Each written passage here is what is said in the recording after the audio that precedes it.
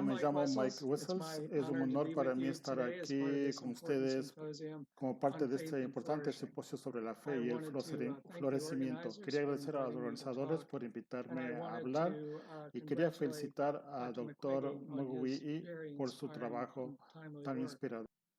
I wanted to say Hoy a few quería words hablar sobre la today about the importancia del importance poder de of la community comunidad y power su solución de and problemas, problems, their own problem solving and su local propia solución ownership de in problemas, la addressing issues of autorresponsabilidad children's local y sexual sobre abuse. tratar los You problemas know, del we live abuso in a sexual e infantil. top-down Como saben, world. vivimos en un mundo Outside descendente. experts A are oftentimes menudo se brought in contratan to expertos diagnose what are externos the para problems of diagnosticar children, cuáles son los and problemas de los oftentimes niños y they a tell the menudo communities and dicen a las parents what they comunidades y a ought to los be doing. padres lo que deben Uh, hacer. and I think that Y sometimes creo this que a approach veces is este enfoque useful es útil y and needed, necesario, but it does pero little hace to poco para encourage alentar a communities las to engage in their comunidades a own participar creative en su problem propia solving resolución and to creativa use de their own problemas resilience and y a their own utilizar resources to su support children. resiliencia y sus recursos It para also apoyar a does los not niños. Tampoco elimina el sentido de autorresponsabilidad de la comunidad. A menudo cuando se usa un enfoque de arriba hacia abajo, las comunidades dirán, bueno, sí, este es un proyecto de la agencia X. Y cuando ese proyecto termina, el trabajo y los resultados positivos para la infancia colapsan o terminan. Así que estoy interesado en lo que podemos aprender de las comunidades sobre un proceso más sostenible de responsabilidad local en el que la gente local asuma su responsabilidad y se ocupe de prevenir problemas como el abuso sexual infantil. Y esto encaja con la idea de que los verdaderos pesos pesados en el ámbito de la protección infantil no son necesariamente los trabajadores sociales o la policía, por lo importantes que sean. Son las personas comunes de la comunidad y los padres quienes hacen el trabajo más duro en la protección de los niños. Entonces, con esto en mente, me gustaría compartir un ejemplo de Sierra Leona, donde tuve el honor de trabajar con la UNICEF, el Ministerio de Bienestar Social y Asuntos de Género y de la Infancia, y un equipo de personas de Sierra Leona muy talentosas y algunas otras personas maravillosas a nivel comunitario en las comunidades rurales. He estado trabajando a través de una ONG llamada Child Resilience Alliance, que ha tenido un papel de apoyo. El esquema que sigue este trabajo es que hay un aprendizaje inicial, aprendizaje en las bases, sobre cómo los locales entienden el daño hecho a los niños y luego la información a partir de ese entendimiento vuelve a la comunidad. Y luego las comunidades participan en un diálogo intenso sobre cuál de los prejuicios identificados les gustaría tratar. Y luego participaron en la planificación sobre cómo abordar el tipo de daño hecho a los niños que ellos escogieron. Y lo que es más importante, luego tomaron parte en acciones reales para reducir ese problema. Entonces, en Sierra Leona, pre-Ebola, comenzamos con la etnografía en la que utilizamos investigadores locales que dominaban las lenguas locales, que entendían el contexto local y que realmente vivían en las comunidades. Fueron con la gente a sus granjas, fueron a la mezquita, caminaron con los niños a la escuela y mientras hacían esta observación participativa, también conversaban con la gente, hacían entrevistas y discusiones en grupo. Y aprendieron que algunos de los principales problemas que los locales veían como perjudiciales para los niños eran el embarazo de adolescentes contra los niños. En segundo lugar, los niños no iban a la escuela. En tercer lugar, los niños que hacen trabajos pesados. Había otros, pero esos realmente eran los tres principales. Cuando David Lamine de UNICEF transmitió esta información a las comunidades, primero les preguntó si es que le escuchábamos bien. Y ellos respondieron sí, sí. Estos son exactamente los problemas que dijimos y contra los que estamos luchando. Y luego se sentó en silencio y creó un espacio de reflexión y en ese espacio ingresaron varios miembros de la comunidad que preguntaron, ¿qué vamos a hacer al respecto? Así que este fue un momento mágico porque no esperaban que las ONGs o David resolvieran sus problemas. Se vieron a sí mismos y se preguntaron, ¿cómo podemos organizarnos como comunidades para tratar estos problemas? En ese momento les preguntamos si es que estaría bien que personas como nosotros caminaran con ellos, los acompañáramos servir de coapéndices y tal vez documentar algunas de las buenas cosas que hicieron y tratar de abordar los problemas particulares que pensaban que eran los más importantes. Y estuvieron de acuerdo. Y así comenzó el proceso de planificación. Al comienzo se hacían diálogos grupales para identificar uno o dos de los daños causados a los niños que la comunidad quisiera tratar. Y como era de esperarse, las comunidades decidieron que esos diálogos tuvieran lugar en forma de una discusión plenaria con toda la comunidad. Parecía bien, pero había algunas limitaciones. Muchas veces las élites comunitarias tenían la mayor voz, a veces había personas que no podían asistir a las reuniones. Entonces el facilitador les preguntó, ¿están aquí todos los miembros de la comunidad y pueden hablar? Entonces la gente confesaba que algunas familias eran realmente muy pobres. Tienen que hacer trabajos extra y no pueden asistir a las reuniones. Y luego el facilitador preguntaba, bueno, ¿qué pasa con las niñas y las mujeres? Y los miembros de la comunidad reflexionaban y decían, ya sabes, hay algunos problemas que son específicos para las niñas y las mujeres y sobre los que se discutían abiertamente en frente de los hombres, porque a veces los mismos hombres eran el problema.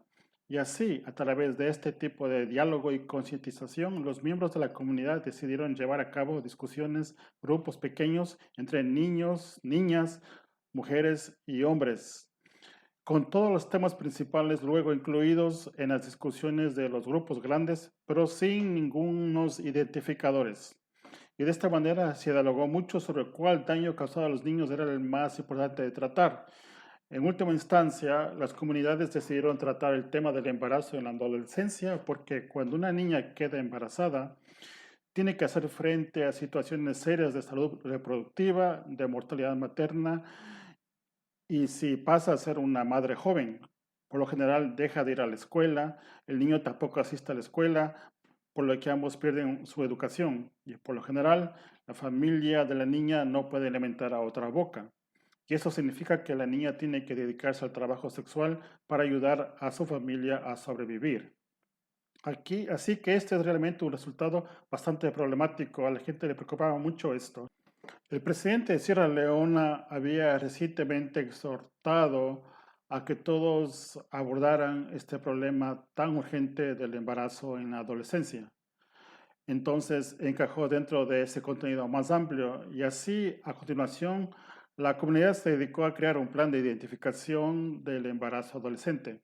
Habían oído que determinadas ONG podían acudir y ayudar a las personas a informarse más sobre la pubertad y la salud sexual y reproductiva. Y entonces lo solicitaron y el facilitador hizo posible que se reunieran con ONGs. Hubo un desarrollo de capacidades y se formó a educadores interpares que tenían cierta experiencia en salud sexual y reproductiva, pero también se involucró a los padres y los padres querían que se entablaran muchos diálogos sobre cómo ayudar a mantener a sus hijos en la escuela, ayudarles a entender sus cuerpos, los cambios que experimentan sus cuerpos, el sexo y cómo gestionar la sexualidad. Y las niñas en particular, pero también los niños, querían poder hablar abiertamente sobre las relaciones sexuales y las niñas querían poder decir no a los avances sexuales no deseados. Y en estas comunidades, muchos de los embarazos de adolescentes ocurrían a través del sexo forzado, en el que los hombres mayores arrastraban a las niñas hacia las sombras y las obligaban a tener relaciones sexuales no deseadas, lo que culminaba en un embarazo en la adolescencia.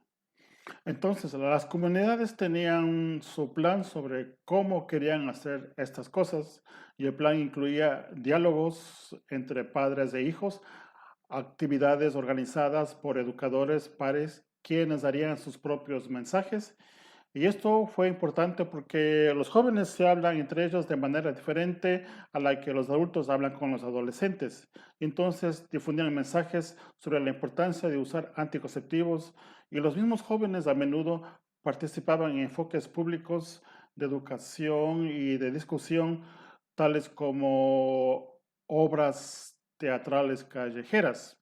En una obra de teatro callejera había dos actos. En el primer acto había un chico y una chica que se sentían atraídos uno al otro. Fueron a la sala de video, fumaron marihuana tomaron cerveza y luego copularon improvisadamente y sin protegerse. Luego se mostraba a la niña ya con barriga, con náusea matutina, infeliz porque ambos tuvieron que dejar la escuela y su vida se había vuelto bien difícil desde entonces. Luego el par se detuvo y le dijeron a la audiencia de la comunidad: ahora queremos mostrarles una manera diferente. En el segundo acto se ve a los mismos niños atraídos uno al otro y se preguntan: ¿cuál es nuestro sueño? Y dijeron que su sueño era completar su educación, formar una familia para ser buenos miembros contribuyentes de su aldea. Entonces, en este contexto, empezaron a dialogar. Bueno, ¿qué se necesita para permanecer en la escuela? No necesitamos un embarazo, dijeron. Y luego eso les llevó a hablar sobre la importancia de la anticoncepción y la decisión de usarla. Y entonces habían comenzado a hablar abiertamente sobre las relaciones sexuales y cómo gestionar esto. Y eso fue muy diferente. Padres que hablaban activamente con sus hijos y los alentaban a permanecer en la escuela. Y en los mensajes de las comunidades que se emitían, se hablaba sobre la importancia de evitar el embarazo en la adolescencia y de apoyar a la gente a que permaneciera en la escuela. Al terminar el año se hizo una evaluación que indicó que en las 3 comunidades donde había habido acción comunitaria, los niveles de embarazo adolescente habían bajado significativamente. Por lo general, durante el año escolar había de 3 a 6 nuevos embarazos en adolescencia, pero en estas comunidades, en 2 de ellas, hubo 0 nuevos embarazos de adolescentes. En otra comunidad había una adolescente embarazada, pero era una chica que se había embarazado fuera de la comunidad y luego se mudó de regreso a la aldea misma. Y por el contrario, en las comunidades similares en comparación hubo los habituales 3 a 6 embarazos en ese mismo periodo de tiempo. Este fue un resultado muy prometedor, pero un resultado igualmente importante fue que en este proceso de movilización comunitaria, empoderamiento de la comunidad, la activación comunitaria surgida desde la misma, condujo a una conciencia y vigilancia tan poderosas con respecto a la actividad sexual de los niños, que ya no era posible que los hombres mayores atrajeran a las niñas a las sombras y las forzaran hacia el sexo. Entonces, en otras palabras, las tasas de abuso sexual contra niños disminuyeron mucho. Un trabajo similar en Kenia y en la India posteriormente ha confirmado que nuevamente este proceso liderado por la comunidad es muy efectivo al abordar y reducir el abuso sexual de niñas y en algunos casos niños. Entonces, usted estará preguntándose, si las comunidades pueden resolver sus propios problemas, ¿por qué nos necesitan? Hay 2 puntos importantes a tener en cuenta. En primer lugar, los adultos, ya sea en los Estados Unidos o en países como nosotros, Sierra Leona, a menudo no están adecuadamente en contacto con la vida de sus hijos y es posible que no sepan todo lo que sus hijos piensan, sienten y hacen. Entonces, a veces simplemente no estamos allí y no nos damos cuenta de la magnitud de los problemas a los que se enfrentan o de las formas particulares que adoptan los problemas. En segundo lugar, los adultos. Las sociedades tienen una desafortunada tendencia a infantilizar a los niños. La mayoría de las sociedades están dirigidas por adultos y muchas veces la opinión es de que se debe ver a los niños pero no escucharlos. Esto es una pena de verdad, porque los adolescentes en particular poseen una enorme creatividad y capacidad para resolver problemas. Deberíamos estar creando un espacio que rindiera homenaje a eso y que les diera la oportunidad de crear enfoques para resolver estos problemas. Así que creo que si nosotros como personas externas desempeñamos un papel de facilitador, un papel de coaprendizaje y un papel de documentación que documente lo que hacen las comunidades, entonces entra en juego la resolución de problemas de la comunidad. El liderazgo de los niños pasa a primer plano y a los niños no se los separa de las comunidades como cuando se los pone en clubes para niños. Y todo este proceso comunitario que estoy describiendo, ellos son los campeones, quienes ayudaron a las comunidades a resolver problemas que fueron seleccionados por la propia comunidad. Entonces se los ve como buenos agentes comunitarios. Quiero sugerir que con respecto al abuso sexual infantil, la prevención debe ser nuestra máxima prioridad y que la resolución de problemas por la comunidad y hacerse cargo de los mismos es una de las claves para una prevención eficaz y sostenible. Entonces, tal vez de alguna manera en el futuro pueda hacer su parte para ayudarnos a todos a escuchar mejor a las comunidades y a los niños y caminar junto a las comunidades mientras resuelven sus problemas y hacen su parte para reducir y prevenir el abuso sexual de niños. Muchas gracias. Participación exitosa de las comunidades religiosas en la prevención y la curación en la sesión de hoy. Hola a todos, buenos días, buenas tardes y buenas noches. Esta es mi oportunidad única de darles la bienvenida a ustedes y especialmente a los organizadores, así como a todos los participantes. Aquellos que para mí son excepcionalmente grandes. Ya que represento a Visión Mundial, permítame comenzar con la declaración de misión de Visión Mundial. Porque la misión de Visión Mundial y el propósito de esta discusión, nuestro tema de discusión es casi el mismo. Nuestra misión es seguir a nuestro Señor y Salvador Jesucristo a trabajar con los pobres y oprimidos a fin de promover la transformación humana, buscar justicia y dar testimonio de las buenas nuevas del reino de Dios. En alineación con esta misión, en Visión Mundial, estamos comprometidos en todas partes a involucrar a las comunidades de fe en nuestro ministerio. Por lo tanto, estoy muy emocionado de tener esta oportunidad de contarles cómo Visión Mundial Bangladesh está trabajando con las comunidades de fe. Con este propósito, estamos involucrando a la Fundación Islámica, que es una de las organizaciones más grandes bajo el amparo del gobierno de Bangladesh.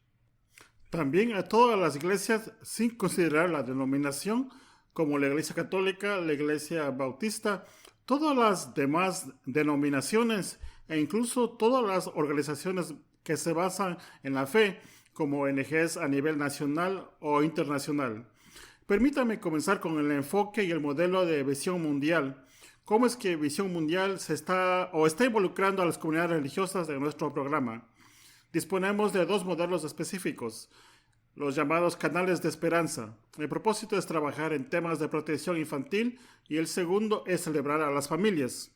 El propósito es promover la paz, la armonía y la justicia a nivel familiar y comunitario. Entonces, me encantaría hablar con ustedes sobre el COVID-19 y el compromiso con la fe como una historia de éxito. Como saben, la pandemia ha afectado profundamente todas nuestras vidas. Todos se vieron impactados y nuevamente fue inédito. Y entre ellos, los niños y las mujeres han sufrido mucho por la crisis financiera, por el cierre de escuelas, por el confinamiento, muchos otros aspectos. Entonces, ante esta situación, Visión Mundial consideró que deberíamos crear un programa masivo de concientización en todo el país. Y en este plan, que consideramos, hemos tomado en cuenta el hecho de que los líderes religiosos pueden ser pioneros en el proceso del programa masivo de concientización a nivel comunitario y a nivel nacional. Como saben, Bangladesh es un país densamente poblado y en particular los barrios marginales urbanos son tan densos y tal vez también ya lo sepan, los refugiados Rohingya en el Bazar Coxar también están en un campamento, en un tipo de vida abarrotado y muy densamente poblado. Entonces, estos son algunos puntos en los que solo les digo que esas ubicaciones son muy preocupantes. Como resultado, pensamos cómo a nivel de Coxsackie o a nivel nacional y a nivel de campo o de aldea, Los líderes religiosos pueden ser los protagonistas pioneros con algún mensaje específico y algunos elementos de acción para rescatar, salvar y proteger a las personas de la comunidad. Entonces, por esa razón, Visión Mundial eligió a 2.464 líderes religiosos, incluidos algunos líderes comunitarios, y los capacitó en un mensaje específico relacionado con el COVID-19, junto con algunas herramientas, en particular folletos, para que puedan ir a la comunidad con la orientación adecuada para que la comunidad pueda recibir el mensaje correcto. Al mismo tiempo, también hemos preparado 2 programas de entrevistas de televisión para la concientización masiva por parte de 4 líderes religiosos: un cristiano, un musulmán, un budista y un hindú, para que la gente pueda ver que el papel de la fe en todo el país es la unión para el propósito común. Así que esa es otra historia emocionante.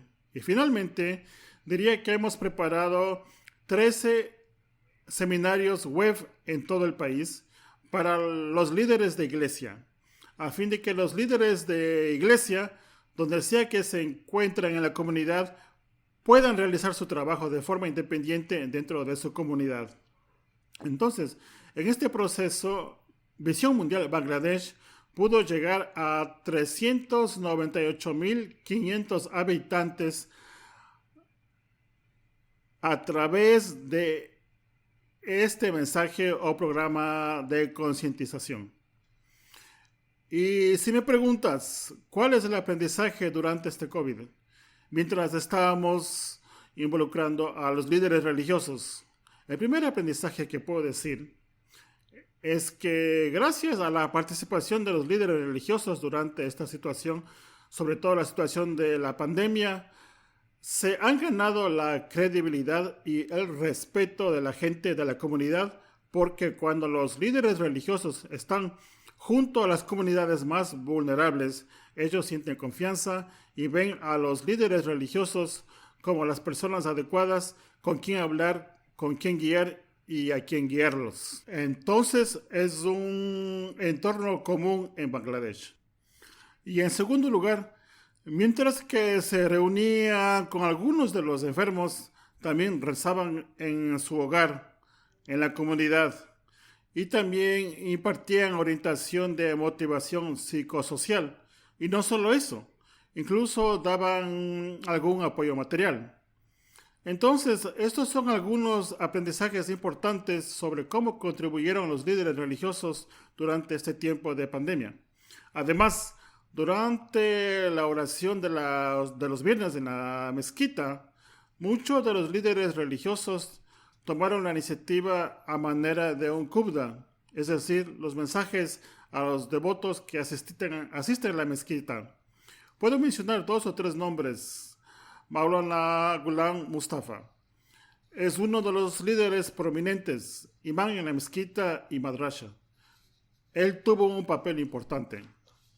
Osman Ghani, que es un imán y erudito islámico.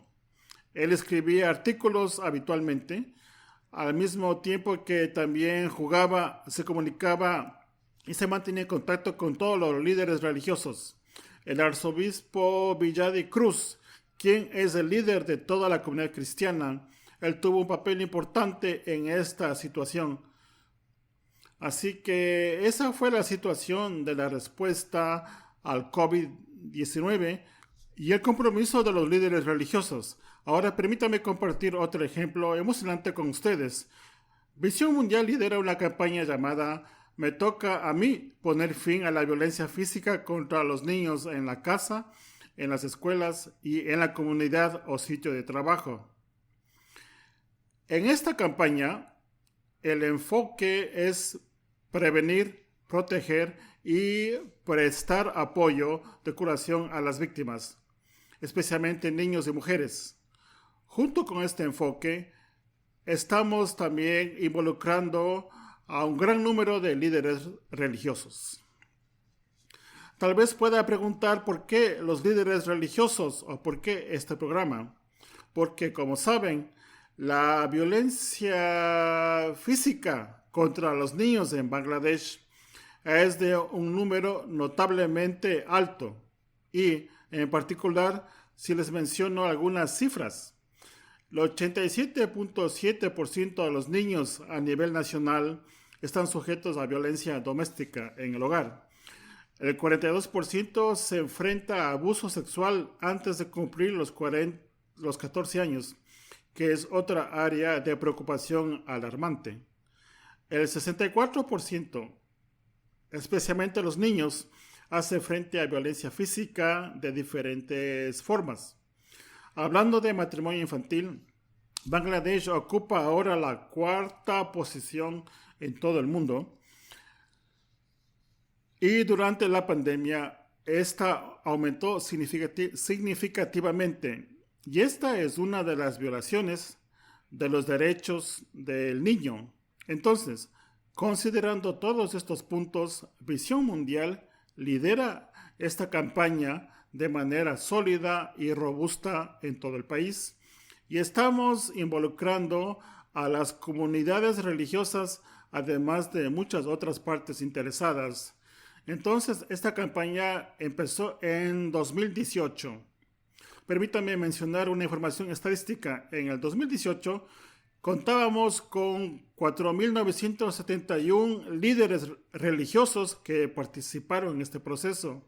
Los hemos capacitado, orientado y nos hemos reunido regularmente con ellos para que puedan enviar o difundir el mensaje de la manera correcta a su nivel y para que la comunidad pueda conectarse con ellos.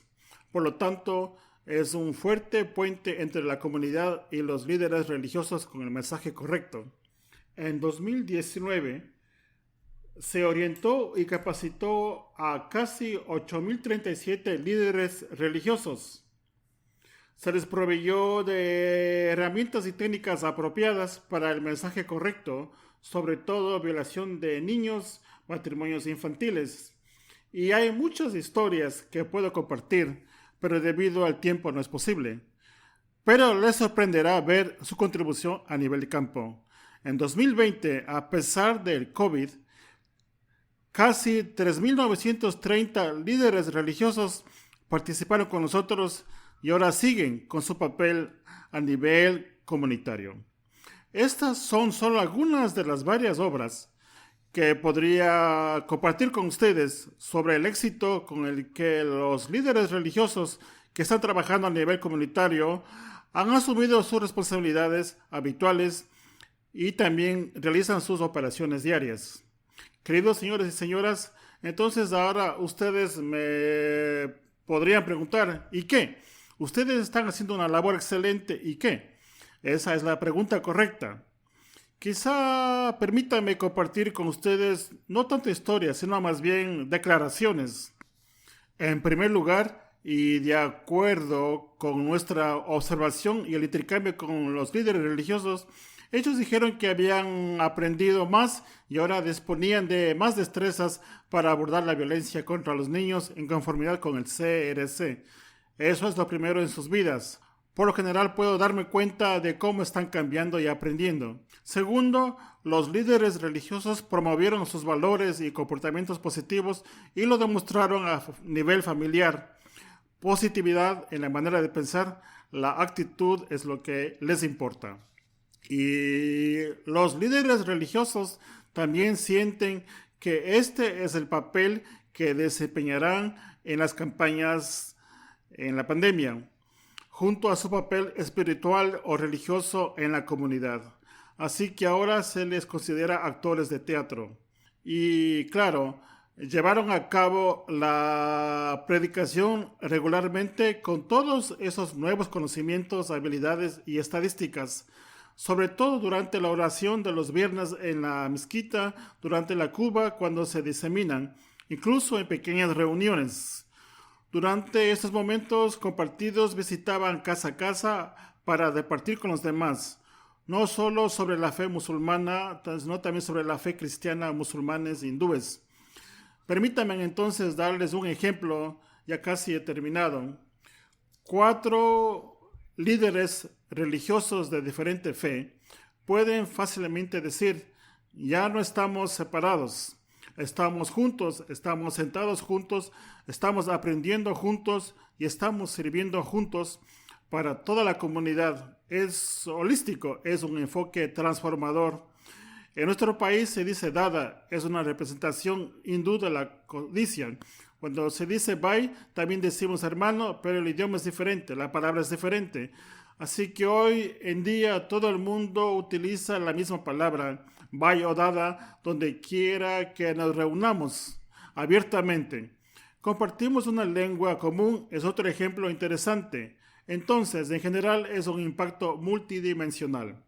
La participación de los líderes religiosos en el programa fue multidimensional y dijeron que Visión Mundial era la única organización que estaba reuniendo a todas las organizaciones o líderes religiosos de una manera muy sistemática. Y no es un evento único, es un proceso continuo. Una vez más, puedo agradecer a todos, en particular al organizador y al público y a quienes están escuchando virtualmente este mensaje. Sé que pueden tener muchas preguntas. Por favor, pónganse en contacto con los organizadores para que podamos hablar más en el futuro. Una vez más, gracias y nos veremos en el futuro. Gracias, gracias. Buenos días, mi nombre es el padre Rick Bauer. Soy un sacerdote católico romano con los padres y hermanos de Merignol.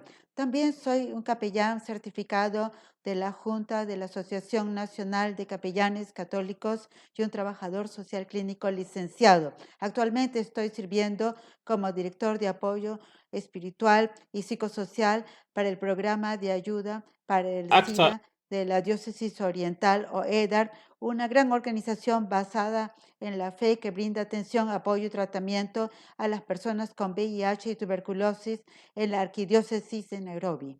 Quiero agradecer sinceramente a los organizadores por esta gran oportunidad de presentar algunas de nuestras estrategias para la prevención y la curación de los niños que han experimentado violencia y abuso. Estamos ubicados, como lo mencioné antes, en Kenia, la parte oriental de África, y hay 14 clínicas ubicadas en la parte oriental, la mayoría en las zonas de Villa Miseria de Nairobi. Aquí tenemos un ejemplo de una de nuestras clínicas típicas en las zonas pobres en las que tenemos que trabajar. Este es un área muy difícil para poder hacer cualquier tipo de intervención en materia de salud pública y se vio empeorada por la pandemia de COVID, que afectó en gran medida aún más el bienestar económico de muchos de estos habitantes de estas zonas pobres. EDAR comenzó en 1993 y comenzamos a proporcionar terapia antirretroviral para el VIH en 2004. Actualmente operamos en más de 14 clínicas con casi 30,000 clientes VIH positivos, incluyendo más de 2,000 niños VIH positivos y adultos. Tenemos 420 miembros de personal y de mucha importancia, más de 1,100 trabajadores de salud comunitarios que proporcionan ese puente entre los servicios basados en la comunidad y los servicios basados en la clínica. Ofrecemos una evaluación y tratamiento integral de VIH y tuberculosis y nos centramos en un tratamiento diferenciado para tratar de satisfacer las necesidades únicas de cada persona para su salud y bienestar. Más recientemente, hemos tenido un enfoque renovado en identificar y apoyar a aquellos que han experimentado violencia basada en género y apoyo a los niños que han experimentado abuso y negligencia.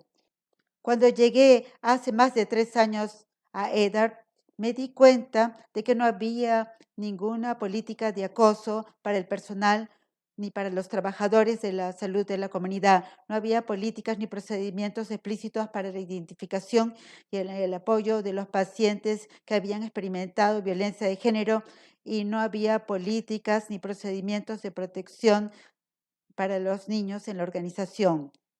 Y yo no esperaba ningún problema, ni sospechaba que hubiese ningún problema, pero estas 3 importantes áreas teníamos que hacer rectificaciones. Así es que llevé esto a la alta gerencia y a las juntas para el apoyo en el camino a seguir. Todos reconocemos que el abuso y el descuido dentro de las comunidades son generalizados y así, después de consultar con los expertos de la comunidad católica de servicios, así como de los acosos, comenzamos a desarrollar e implementar una política sobre el acoso y el abuso del personal. Reconocimos la compleja relación de cooperación entre la violencia basada de género, abuso y negligencia de los niños y abuso de sustancias. Comenzamos con una capacitación en toda la organización para identificar y apoyar a quienes han experimentado violencia de género, principalmente adultos, incluyendo personal y trabajadores de salud comunitarios. A continuación, desarrollamos la concienciación y la educación sobre políticas y procedimientos de protección de los niños y actualmente estamos desarrollando una intervención de baja alfabetización basada en pruebas para quienes experimentaban problemas con el abuso de sustancias, en el desarrollo de nuestras políticas y procedimientos de protección de los niños. Tuvimos que desarrollar políticas y procedimientos para todos aquellos que reciben atención y servicios clínicos en nuestras 14 clínicas comunitarias, así como para aquellos que reciben servicios de nuestra comunidad, trabajadores de salud y personal clínico dentro de las comunidades. Tuvimos que desarrollar y mejorar la experiencia clínica, así como las políticas y procedimientos para identificar a los niños que pueden estar experimentando abuso y negligencia. Tuvimos que desarrollar el alcance comunitario y la educación para que no estuviéramos haciendo esto solos, pero en conjunción con nuestras comunidades, a las que tenemos gran confianza y capital social emergente, especialmente en nuestras comunidades de fe, en las zonas de captación, y tuvimos que mejorar y mantener las relaciones y el apoyo mutuo entre EDAR, así como los sistemas de justicia, tanto tradicionales como gubernamentales. Así que comenzamos con una conciencia y concientización para identificar y apoyar a aquellos, principalmente adultos, que habían experimentado violencia de género. Esto incluyó la introducción de terminología, definiciones, comprensión de la situación en el contexto de violencia basada en género y comprensión de los efectos de violencia basada en el género, en particularmente en los niños. Tuvimos que reconocer mitos y hechos sobre la violencia basada en el género, entender la violencia basada en género en la ley keniana y luego impulsar la calidad de nuestro manejo clínico, ambos de salud mental, así como la atención física del sobreviviente de la violencia de género. Tuvimos que aprender a documentar los servicios y las referencias, y de nuevo quiero enfatizar esto, que no solo el cuidado físico, sino apoyo psicosocial y espiritual para estar presente a aquellos que habían experimentado violencia de género. Igualmente importante, tuvimos que incluir el apoyo y la información de personal en este proceso. Entonces comenzamos con el proceso para desarrollar por qué necesitamos normas de protección, y yo utilizo los tipos fantásticos y el sitio web de mantener a los niños seguros. Tuvimos que discutir por qué estas normas y principios rectores para la implementación, especialmente nuestras raíces espirituales y teológicas. Tuvimos que reconocer cómo trabajar entre nosotros y con nuestros socios. Tuvimos que reconocer las ventajas de tener políticas de protección de los niños, desarrollar la política real y desarrollar expectativas claras para nuestro personal y los trabajadores de salud de la comunidad. Necesitamos desarrollar políticas y procedimientos para maximizar un ambiente seguro para los niños en todos los servicios de EDAR, tanto en las clínicas como en la comunidad, y para luego desarrollar sistemas de rendición de cuentas sobre cómo se monitoreaban y realizaban estas medidas. Por lo tanto, trabajando con la gerencia y los miembros clave del personal, desarrollamos e implementamos una herramienta de autoevaluación para cada sitio clínico para ver a todos nuestros riesgos y mantener a los niños seguros. Desarrollamos un código de conducta para todos los voluntarios del personal y para todo el personal temporal que a menudo proporcionaba servicios a nuestro trabajo y con todas las personas que tuvieran VIH. Necesitamos desarrollar y aplicar y cumplir nuestra política y los procedimientos de protección de niños y para desarrollar los protocolos clínicos para la identificación de los niños que puedan haber sido abusados o descuidados y la capacitación forense adicional para los miembros claves del personal clínico. Luego desarrollamos un taller comunitario para la protección de los niños, para los líderes de la comunidad, especialmente los líderes de fe, para que no tuviéramos que hacer esto solos, pero haciendo esto con las comunidades que operamos en el taller comunitario de protección de los niños, nos enseñó acerca de los hechos básicos, definiciones y los efectos negativos del abuso y la violencia de los niños. Aprendimos sobre programas basados en evidencia para prevenir el abuso infantil, para minimizar las oportunidades para que los abusadores y los perpetradores de abuso explotasen a los niños tanto en nuestro entorno clínico como en la comunidad, particularmente en nuestras comunidades de fe, tipo iglesias, mezquitas y templos. Luego tuvimos que reaccionar de manera responsable y consistentemente a cualquier acusación de abuso o violencia contra los niños. Enseñamos a nuestro personal y a nuestros líderes comunitarios a usar su liderazgo para cambiar la conversación sobre violencia contra los niños y a usar nuestro liderazgo a cambiar el curso de la violencia. Lo que aprendimos es que no tenemos solamente que desarrollar las políticas y procedimientos, sino también el importante cambio en la responsabilidad colectiva para cambiar las actitudes y la conciencia. Debemos reconocer que una proporción significativa de nuestro personal ha experimentado violencia de género desde niño y este personal tenía que ser reconocido y apoyado y debía ser proporcionado con un apoyo adicional confidencial en la consejería si así lo deseaba. Reconocimos que la protección de los niños y la protección de los niños no es una formación de una sola vez, sino un cambio en la cultura organizativa y la constante necesidad de supervisión, evaluación y actualización. Necesitamos reconocer y entender todas las formas de abuso, el físico, el emocional, la negligencia y el abuso espiritual que puede ocurrir en nuestras comunidades de fe. Tenemos que capacitar a nuestros trabajadores de salud mental, que son trabajadores sociales y consejeros, y a nuestros médicos y enfermeras en la compleja evaluación y respuesta al abuso y abandono de los niños. Y necesitamos desarrollar la prevención y el tratamiento del abuso de sustancias basado en la evidencia. Utilicé muchos de estos recursos importantes, particularmente aquellos que se centran en por qué estamos haciendo esto desde las raíces espirituales y teológicas. Me gustaría darles las gracias por esta oportunidad.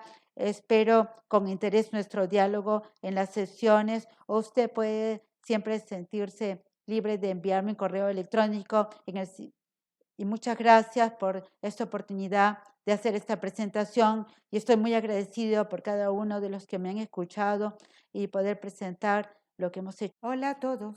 Mi nombre es Frederike Seidel y trabajo para el Consejo Mundial de Iglesias o CMI. El CMI es una fraternidad que representa aproximadamente 1.000 millones de cristianos a través de sus iglesias miembros en 120 países. Como ustedes saben, para muchos niños en todo el mundo, las iglesias representan un refugio, un puerto seguro, una luz guía en medio de tiempos difíciles. Yo misma he sido testigo de esto en muchas ocasiones, de muchas maneras, y por eso en 2013, cuando las iglesias miembros durante la Asamblea General de CMI nos pidieron que las apoyáramos en los esfuerzos en favor de los niños y con los niños, en el año 2015 hemos iniciado la cooperación con UNICEF y hemos dirigido un amplio proceso consultivo sobre la cuestión. ¿Cómo pueden las iglesias utilizar mejor su influencia para mejorar la vida de los niños? Este debate se llevó a cabo con las iglesias miembros, pero también con expertos en derechos del niño y muchos asociados de otras organizaciones. Después de 18 meses, se logró un consenso entre las iglesias miembros sobre esta cuestión y el Comité Ejecutivo del CMI aprobó un plan de acción. Este plan se denominó Compromisos de la Iglesia con la Infancia y fue lanzado a través de una invitación del secretario general del CMI a las 350 iglesias, pidiéndoles que consideren la posibilidad de regirse por estos compromisos. Hubo una respuesta positiva abrumadora a esta invitación y hoy tenemos más de 2.000 colaboradores en todo el mundo que nos apoyan en la implementación de los compromisos de la Iglesia con los niños. Los recursos se comparten con ellos en unos 120 países. ¿Cuáles son exactamente los compromisos de las iglesias con los niños?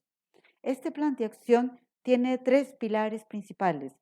Las acciones del pilar 1 se refieren a las iglesias que promueven la protección de los niños. El segundo pilar se refiere a las iglesias que promueven una participación significativa de los niños, tanto dentro de las iglesias como en la sociedad en general. Y el tercer pilar se refiere a acciones concretas para la justicia climática, tanto como para los niños.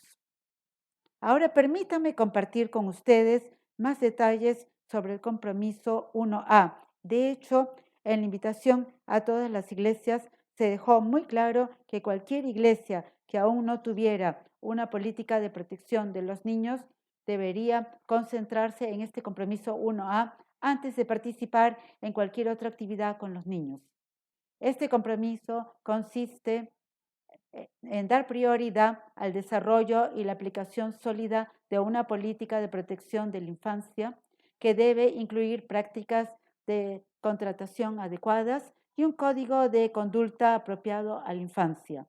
Este compromiso consiste en garantizar la información confidencial sobre cualquier sospecha de abuso infantil y el apoyo adecuado y confidencial a las víctimas de abuso sexual infantil. Se debe prestar especial atención a la protección de los niños con discapacidad, por lo que este compromiso se refiere realmente a la creación de capacidad para todos en materia de medidas preventivas y respuestas al abuso sexual de los niños. Luego hubo otro compromiso 1B, y este se refiere al papel de las iglesias en la eliminación de la violencia contra los niños en la sociedad en general. Esta parte del plan actual incluye muchos proyectos para poner fin a las prácticas tradicionales nocivas, como por ejemplo la mutilación genital femenina, el matrimonio precoz y la violencia de género.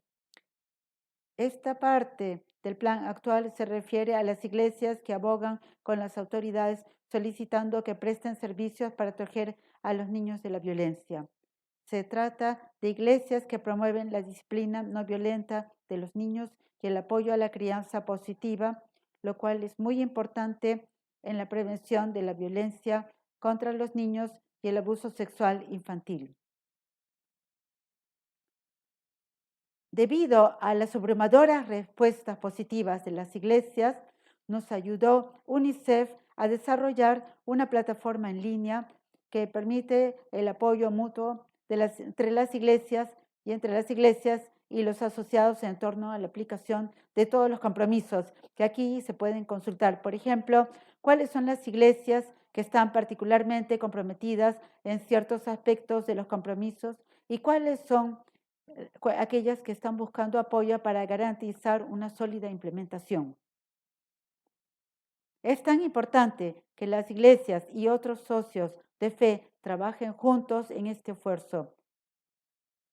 En diciembre tuvimos un impulso muy fuerte en el que UNICEF y Europa han iniciado una plataforma en línea que reunió a asociados de muchas religiones para la protección de los niños en la luna y, por supuesto, en los contratos de migración, el riesgo de abuso sexual infantil es mucho mayor que en cualquier otro lugar. Así es que fue muy bueno ver que es posible compartir buenas prácticas y que ha habido una dinámica de acelerar realmente las respuestas y asegurar que la gente no tenga que comenzar a foja cero, pero puede considerar la adaptación de buenas prácticas que hayan dado buenos resultados y desde donde se pueda seguir progresando. ¿De qué modo se puede realizar el apoyo y colaboración entre iglesias y sus asociados? Un ejemplo viene de la Iglesia de Inglaterra, una campaña muy particular que ayuda a combatir la esclavitud moderna.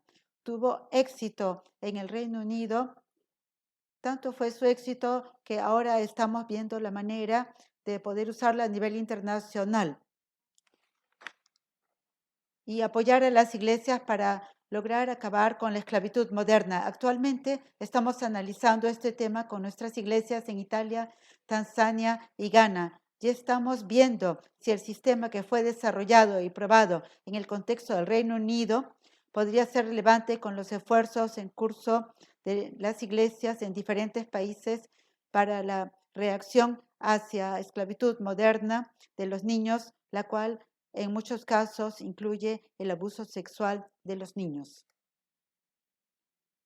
En 2019 fuimos muy bendecidos al recibir apoyo de la filantropía Ignite para los compromisos 1A y 1B.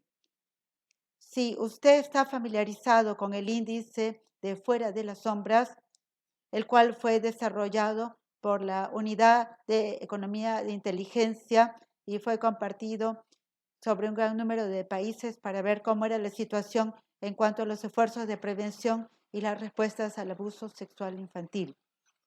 Así es que desarrollamos una estrategia para apoyar a las iglesias para convertir en acción los hallazgos y recomendaciones del índice Fuera de las Sombras. Esto se inició mediante talleres de creación de capacidad en varios países piloto, tanto en África como en Asia. Y luego, estos talleres de creación de capacidad, líderes de la iglesia y expertos en derechos de los niños han desarrollado juntos planes de acción para apoyar al gobierno en los esfuerzos para poner fin al abuso sexual infantil en todos los países. Basado en las recomendaciones de estos talleres de creación de capacidad, también hemos desarrollado un conjunto de herramientas para que todas las iglesias en el mundo que puedan ayudarles en sus esfuerzos para prevenir y responder al abuso sexual de los niños. Por ejemplo, usted encontrará en esta caja de instrumentos plantillas que son para carteles que deben estar disponibles en todas las iglesias, también en las escuelas de iglesias, para asegurarse de que cualquier niño que va a una iglesia descubra sobre los helplines infantiles gratuitos disponibles en sus países. También hemos desarrollado carteles dirigidos a adultos, dado que las líneas de ayuda también pueden ser muy útiles para los padres y cualquier adulto que busque ayuda para la prevención del abuso sexual infantil. Nuestro kit de herramientas también contiene recursos de vida espiritual. Así es que es una recopilación de estudios bíblicos, oraciones y canciones que se han reunido especialmente con la intención de apoyar a las iglesias a nivel comunitario en los esfuerzos de prevención y respuesta para detener el abuso sexual infantil.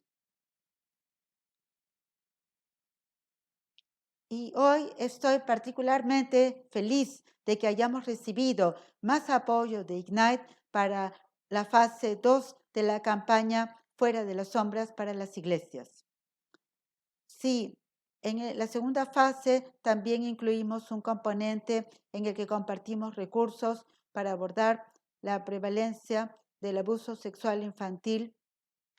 Como cada vez hay más pruebas de que con el aumento de las consecuencias del calentamiento global, la prevalencia del abuso sexual infantil está aumentando. Por lo tanto, instamos a todas las iglesias que participan en los compromisos de los niños para que miren a las soluciones existentes con las que cualquiera pueda comprometerse e incorporar en sus actividades para que ayuden a abordar estos temas de la crisis climática. Me gustaría alentar a todos ustedes a que consideren dar un vistazo a nuestra página web, donde encontrarán todos los recursos que ponemos a su disposición para aquellos que deseen ayudar en la implementación de los compromisos de las iglesias con los niños. También pueden escribirnos y solicitar las plantillas de algunos de los materiales de la campaña Fuera de las Sombras, si ustedes quisieran considerar hacer una versión personalizada a su propia iglesia o contexto de su país. Me gustaría dar las gracias al programa Howard Flourishing por organizar este simposio, ya que es tan importante para que todos trabajemos juntos en nuestros esfuerzos para prevenir y responder al abuso sexual infantil. Muchas gracias a todos los participantes y espero con interés nuestra futura colaboración.